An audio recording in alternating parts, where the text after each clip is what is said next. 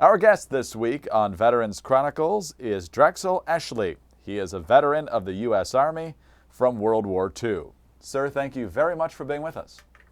Thank you. Welcome. Where were you born and raised? Born in New Richland, Minnesota. Lived there till I was about 5 years old and moved to home state Iowa, a little town called Cromwell, and went all through school there and graduated in 1940. Where were you on December 7th, 1941, when you heard that Pearl Harbor had been attacked? I was in school in Minneapolis, a business school, and we were all down in the music room, and all the girls said, "You're going to be drafted pretty soon," because that was already in the part.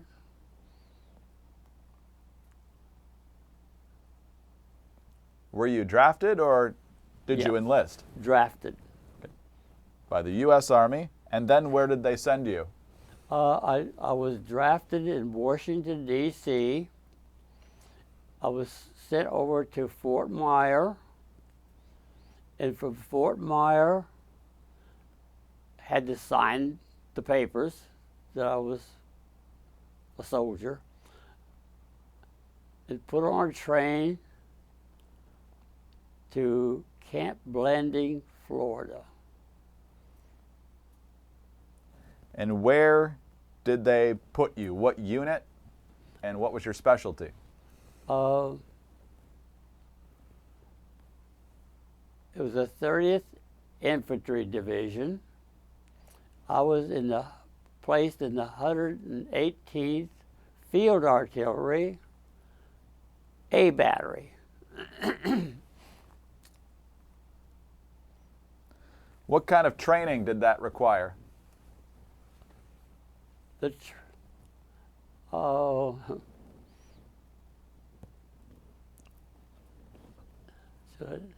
I'll tell you how I got to headquarters.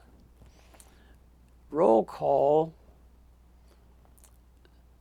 they asked who could typewrite. And the three of us held our hand up.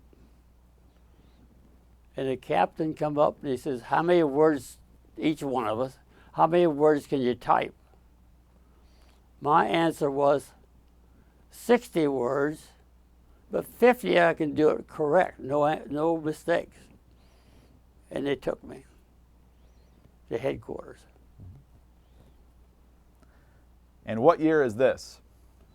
The very beginning of when I entered the Army in 1942.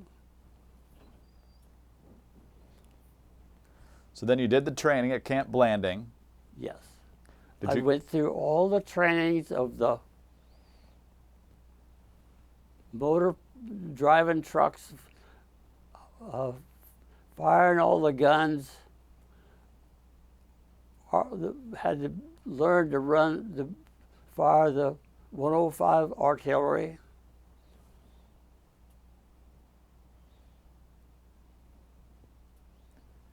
Did you go anywhere else before you were sent to Europe? Oh yes, went after we was there in Camp Blanding. We were sent on maneuvers in north of Nashville, Tennessee. From that time all the way up to the time we went overseas. We trained in the field just like we did. We trained for combat all the way. K rations, no bed to sleep in. You worked 48 hours, 50, 60 hours. That was a day's work. When was your unit deployed to Europe?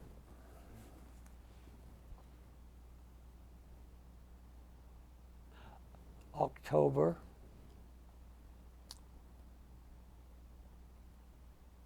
44.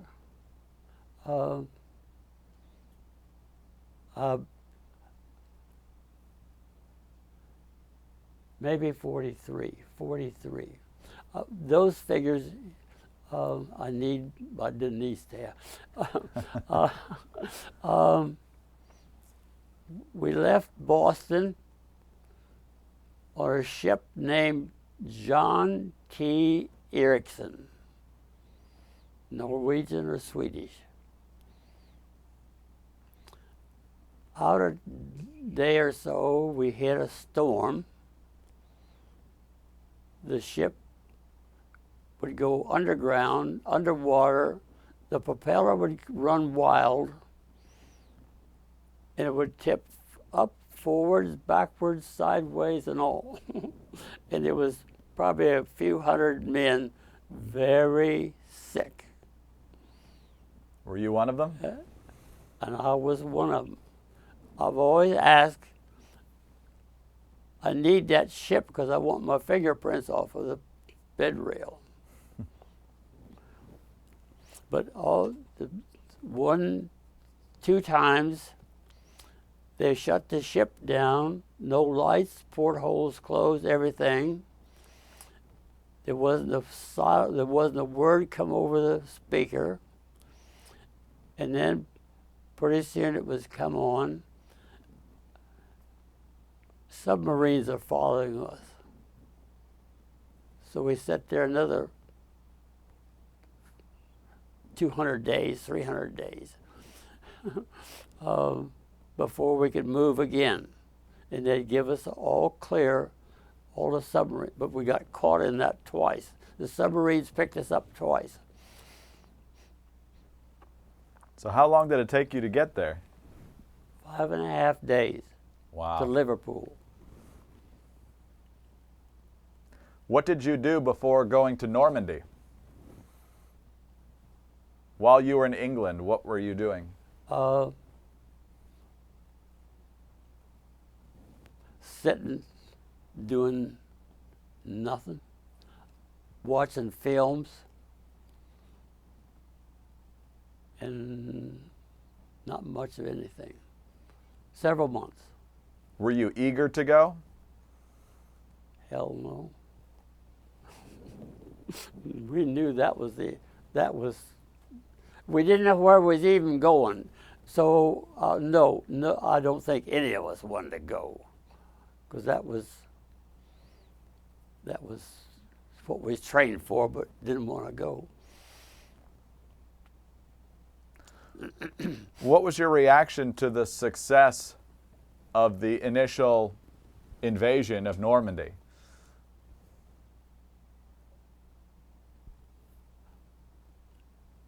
We prepared to go a week or so before the June invasion. It didn't get to go. But we stayed on the side of the road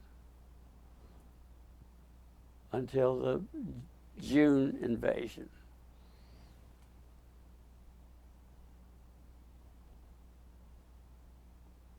We went across on a LC.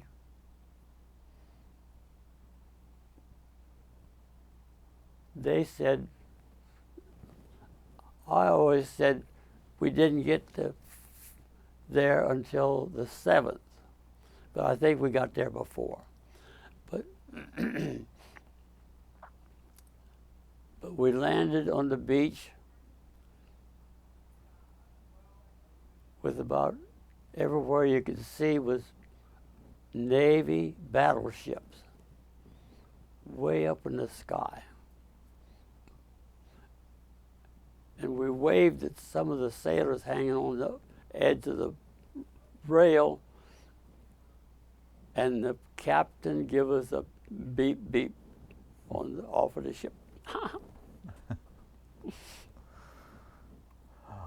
Where did your unit first see action? St. Lo. But let me tell you, we did not know, not a one of us knew, that we were in France. When we got up the beach, a bulldozer, a caterpillar pulled our truck, all of our gear, up the beach, and a 101st Airborne told us to go over there and go down that road. Don't turn off. We got to there, and there was a sign said St. Lo, 5.4 kilometers. A big argument started among us. Where is St. Lo? We didn't know we was in France. None of us knew we were in France.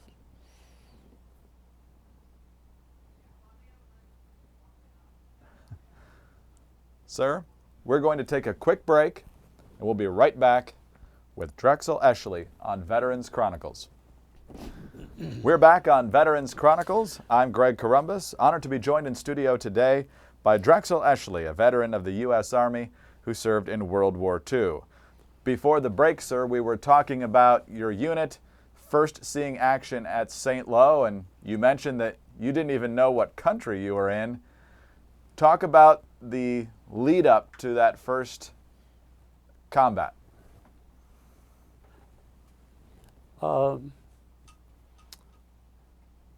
We knew we didn't have our howitzers, and we went up to a place and with our glasses and no radio. It was up there probably pretty much of a day,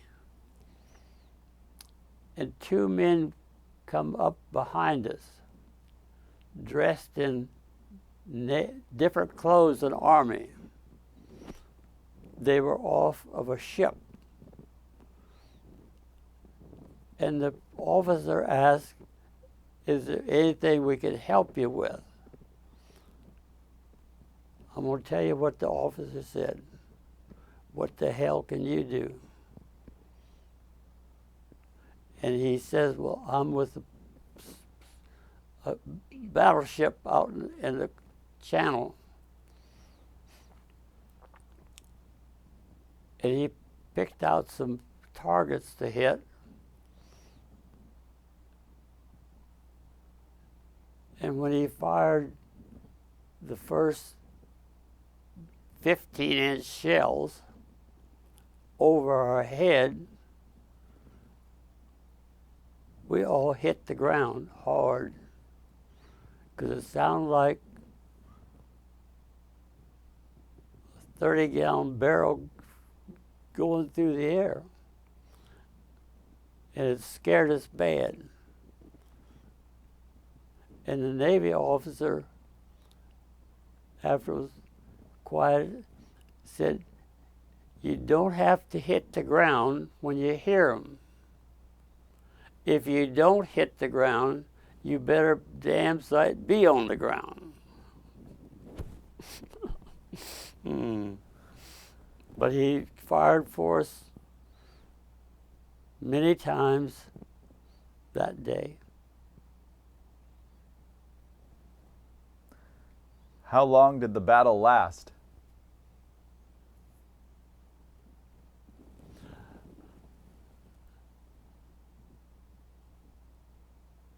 My birthday was August the 3rd. and it finished a day or two before, a day or two after.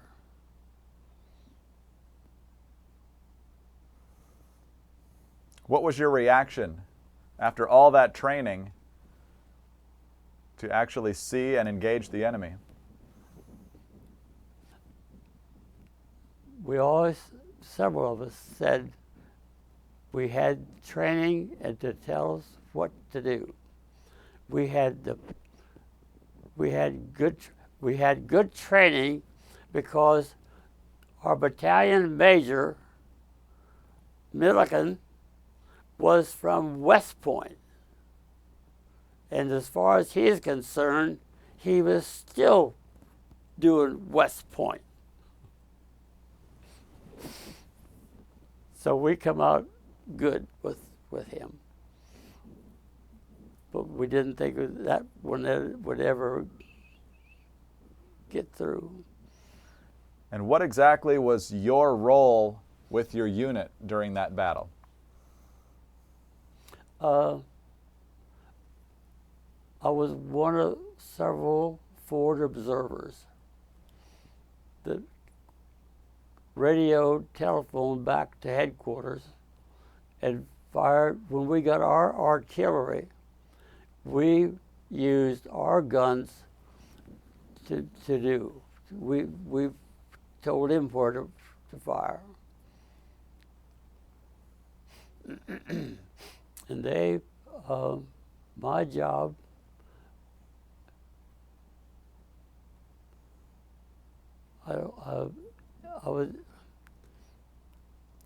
I did forward observer, worked on the maps in the headquarters. If somebody was sick or couldn't do, I worked in fire control. And no computer, we had a slide rule.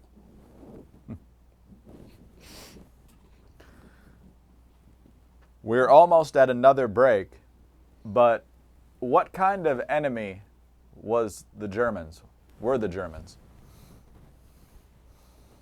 I won't use the word, but right in that part, the first part of it there, all we know about them, that they were soldiers being told by a very mean country, army, what to do. But when they would find the 30th Division several times during that time, they'd send tanks after us. They were called the Panzers.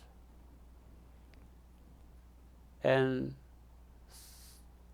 somehow or another, most of the time we got them stopped.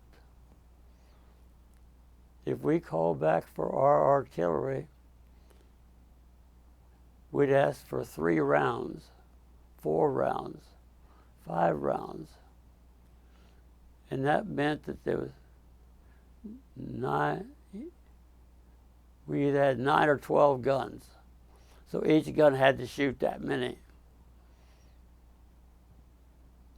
And sometimes during that time, we'd ask for 5 rounds, we'd get 2. That meant that we were out of ammunition. And hold tight.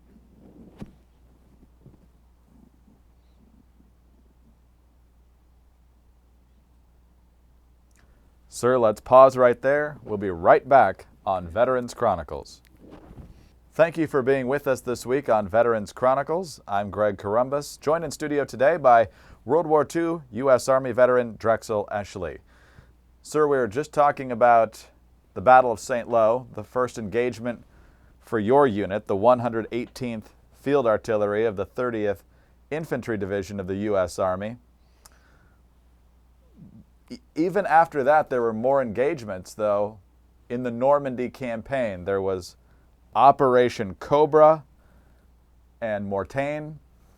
What were those battles like? I'm sorry. You named them. We didn't. I don't remember them. But after we pulled out of St. Lo, we called it, I think, the Siegfried Line, which is underground bunkers. And when we got through that, closed down, wiped out, whatever, we moved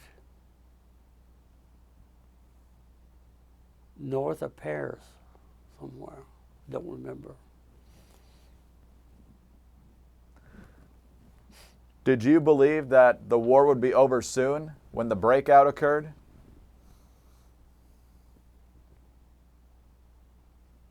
I don't think so. Don't think so. Because none, headquarters was still picking up things that we had to do. Never quit. And there's no downtime.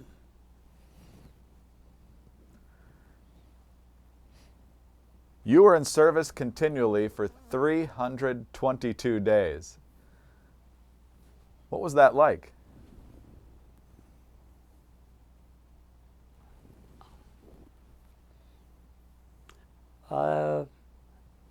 I never I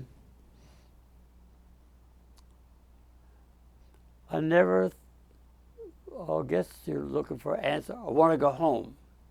That never come to mind. I'm pretty sure. We had to do it. We had to finish it. And we did what was had to do. No questions. We had a major from West Point. Did you ever expect to be rotated out for a brief time for rest and recuperation, or did you expect to be going the whole time? I don't know, but there was very, very few. I don't know of any of our men gripe, want to go home, want to go break. Never had a day off. But our work day was, if you did up to 40 to 48 hours, you had a chance of going back to headquarters and take a day or two off. I didn't get to take a day or two off because that's my T5. I had to help with the maps and help with all the. Talk about that a little more. What were your major responsibilities between the Normandy campaign and the Bulge? What was your unit doing there? Oh, I don't know where in that comes,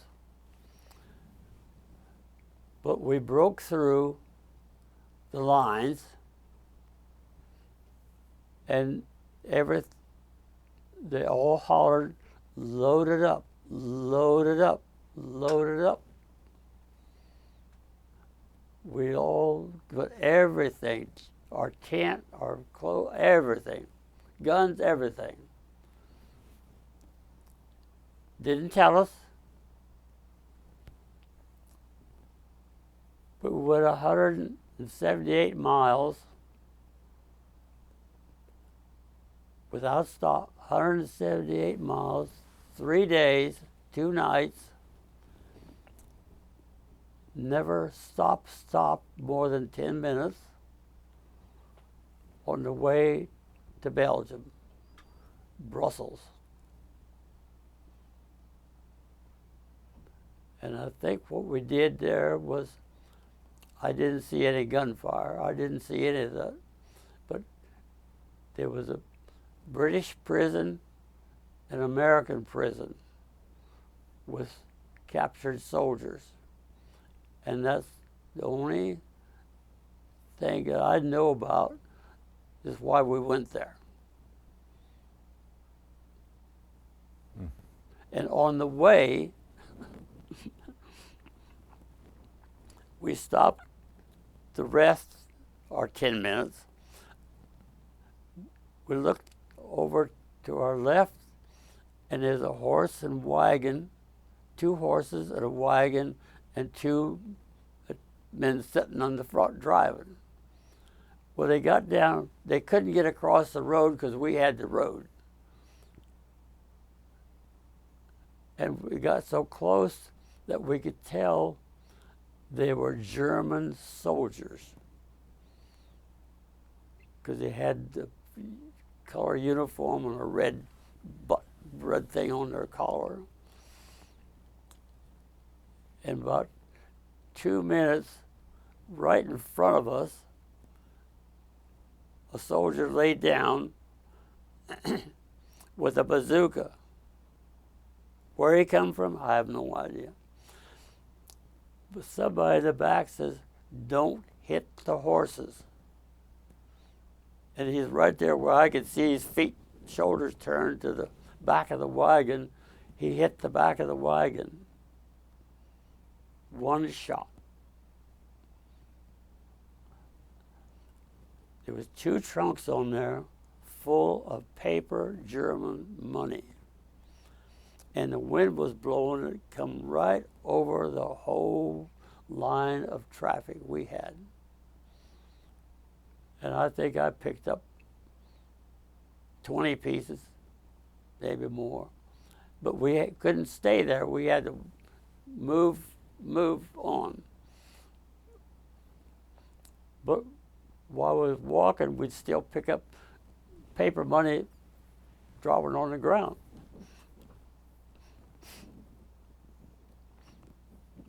But we couldn't keep it. So when we got into Brussels, a lady come up, spoke English, and we asked if there's any place we could get food in a restaurant, a baked potato and a steak. And she come back and said yes. Well, she took several of us there and fed us, and all of us pulled out all the German money we had on us and laid it on the table. And they said, "No, you're not going to leave all that." But we said we couldn't carry it.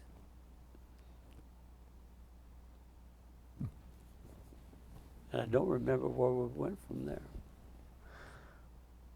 When was your unit engaged at the Bulge, and what was the goal of your unit there?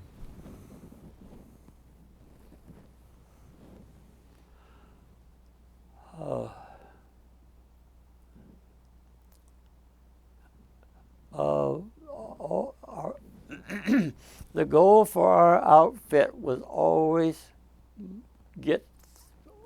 take it out and get through the line. End it right there.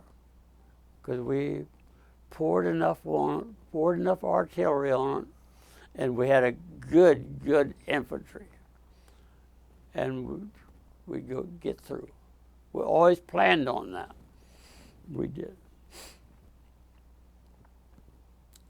Somewhere in there, is there town Auken? Yes. Was that in the wintertime? The Bulge was in the wintertime, yes. Yeah. The second day of the cold weather, cold weather,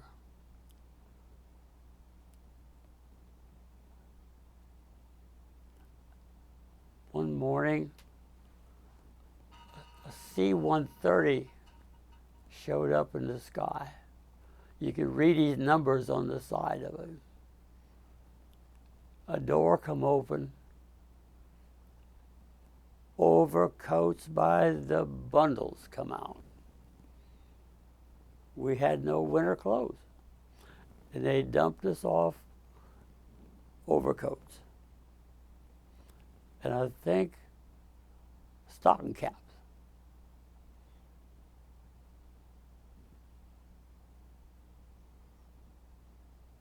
So you got warm. Warmer. A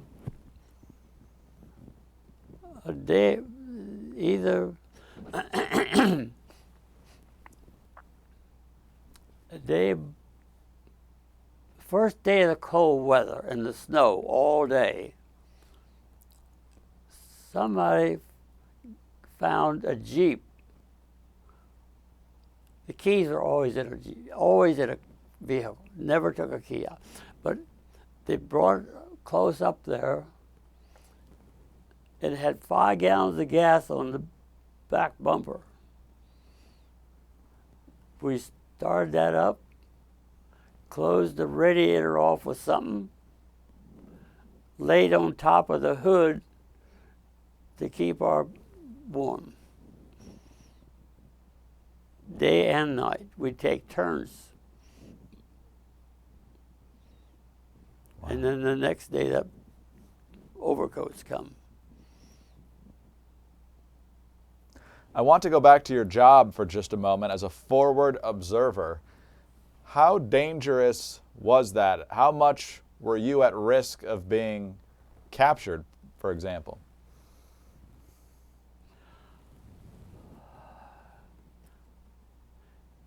I think we always possible, but I think we had good enough training, and we had words from headquarters that we stayed out of range of, not all the time, but most of the time out of range of their 88s. And what the major would tell us whenever how they knew all the things that was going on up there, 3 or 4 miles up there. They couldn't see us. But somehow or another, they had communications with our, I think, 113th Infantry. And if they were backing up, the major would get on the horn to us and tell us, pull back, regroup, and then there'd be a pause, and he'd say, if you don't, you might get your ass shot off. We heard that several times. Did you have any close calls? Oh, yeah.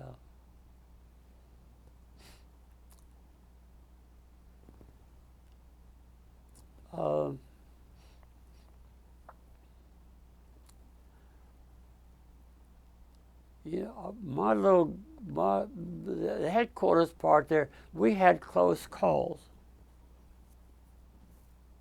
But we always called the Germans inferior. Our artillery was 105s, 105 millimeter.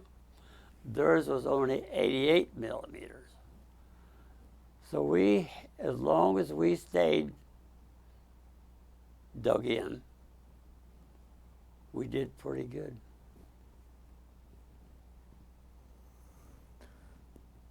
After the Bulge, the United States, of course, kept moving east into Germany, and your unit did that as well.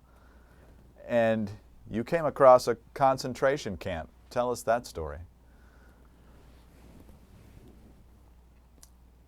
That's what I want pictures of. I got pictures of it. I took pictures of it. How we were off, and we heard tanks rolling. Tanks rolling. They rolled for a couple hours. And one of, wasn't me, but one of my crew went with says, let's go see what that is. Why are the tanks going through and no gunfire? We picked up what I have a camera, I don't know. I had a camera quite a bit. But anyhow, we come to the railroad track, and we went down the railroad track, and then there was a great big building. But the railroad track stopped right there. Didn't go no further. And pretty soon, the people there must have known we were Americans.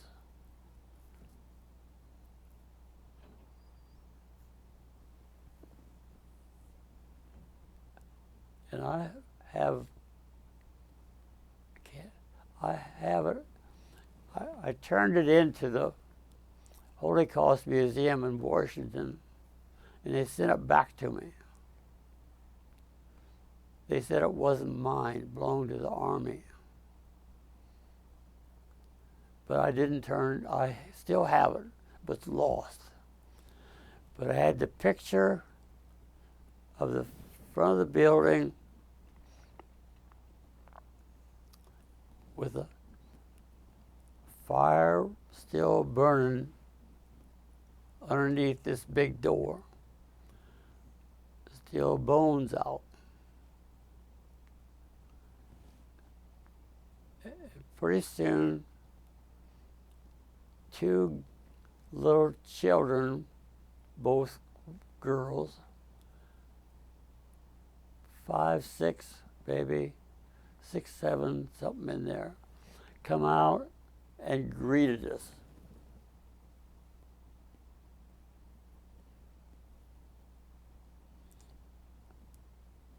And we went inside.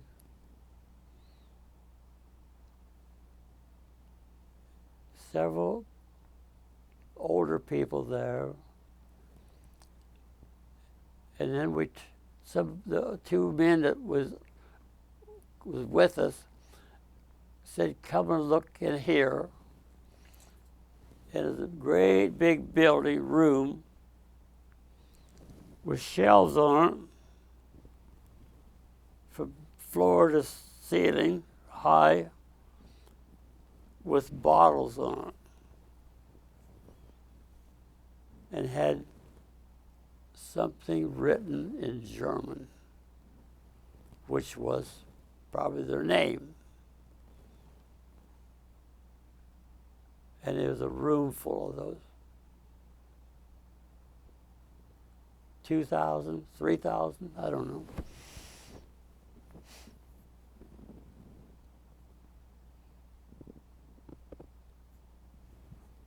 But there was no fire, no guns fired, no German soldiers, nothing. We just walked in.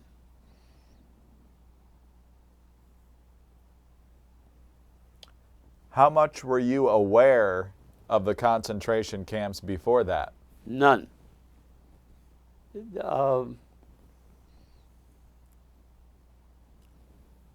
That was a very big shock to what Hitler would do, how he could do it, how he could get men to do it, how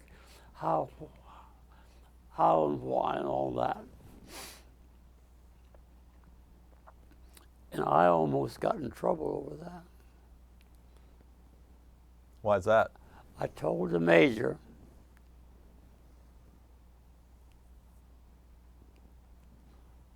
that Eisenhower knew it, Hobbs knew it,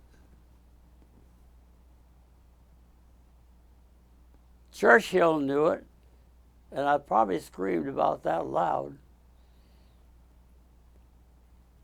And I think I ended with, why in the blank, blank, blank, wasn't something done about it a long time ago. And the major walked up to me, nose to nose, and says, you say anything more about our commanders, I'll have to send you back. So that was a real bad part of the war. What was your reaction in May of 1945 when the war ended in Europe?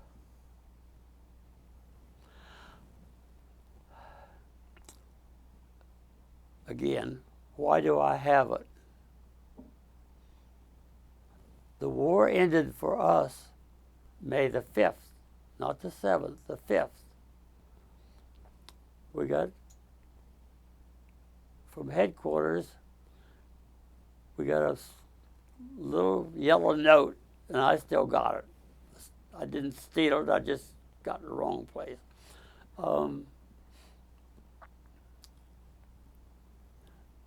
That we were not, after May the 5th, you would fire no more any kind of artillery at midnight.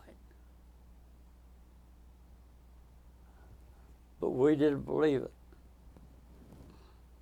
Everybody still stayed on post until it come over the radio that Roosevelt and Churchill and whoever, Stalin, ended the war. And then there was happy. Then everybody was happy. Was your unit planning to go to the Pacific? I hope not. I have no idea. But I'm sure, I believe I'd have jumped overboard. I don't think that would be the end of it. Because we already missed the 30th Division on maneuvers. Was the First Army come in and put inspection on us to see if we was ready. We failed. If we'd have won, we'd have went to North Africa against Rommel, So we missed that one. And I don't know what, we were too worn out. They wouldn't, Eisenhower wouldn't do that. Because we were tired. We were tired.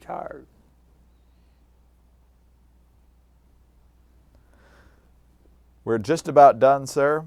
When you think about your service to our country during World War II, what are you most proud of? Every bit of it. Every bit of it. Every bit of it. We had training, and we had good, rough training. We were ready for what we went through. I never regretted, never have regretted any part of it.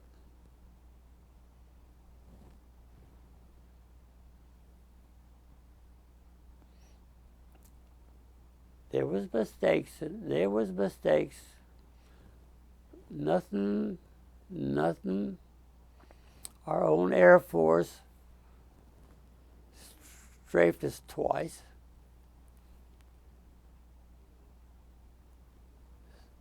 they put us down pretty hard. One time it took 5 days to get us back in line.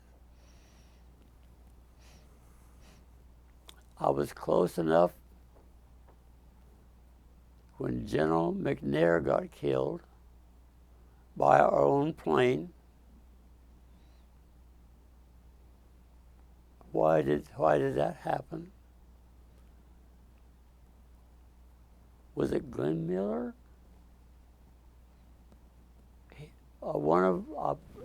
If it wasn't Glenn Miller, it was somebody of that.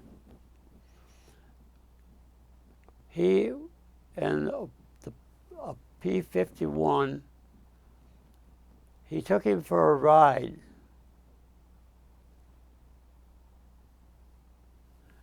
And he jumped from cloud to cloud. And evidently communications didn't go through. And we shot him down.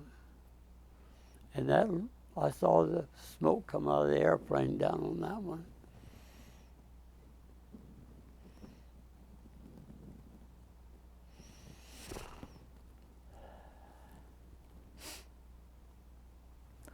Sir, I want to thank you very much for your service to our country, and thank you very much for your time today. We've been speaking with Drexel Eschle. He is a veteran of the U.S. Army, World War II. I'm Greg Corumbus for Veterans Chronicles.